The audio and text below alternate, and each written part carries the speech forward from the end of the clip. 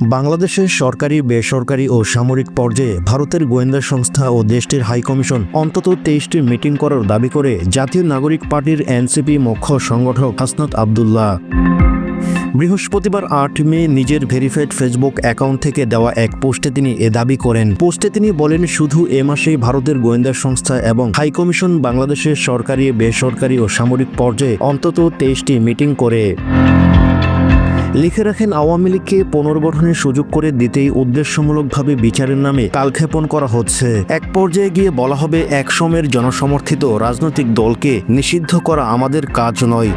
পোস্টে তিনি আরও বলেন, যার এজেন্ডায় গণহত্যাকারী আওয়ামী লীগের বিচার নাই, যার এজেন্ডায় আওয়ামী লীগকে নিষিদ্ধ করা নাই, তার সঙ্গে আমরা নেই। এর আগে সরকারের সমালোচনা করে আরেক পোস্টে তিনি বলেন, খুনিকে দেশ থেকে নিরাপদে বেরিয়ে যাবার সুযোগ দেওয়া হয়, পুলিশ আসামি ধরলেও আদালত থেকে জামিন দেওয়া হয়, শিরিন শারমিনকে রাষ্ট্রীয় তত্ত্বাবধানে বাসায় গিয়ে পাসপোর্ট করে দেওয়া হয়। দ্বিতীয় ট্রাইব্যুনাল জানুয়ারিতে হবার কথা থাকলেও মে মাসে এসেও শুরু হয়নি, আর আপনারা বলছেন আওয়ামী লীগের বিচার করবেন। তা অন্তর্বর্তীকালীন সরকার এখন পর্যন্ত কি কি বিচার ও সংস্কার করেছেন, এমনটি প্রশ্ন করেন তিনি।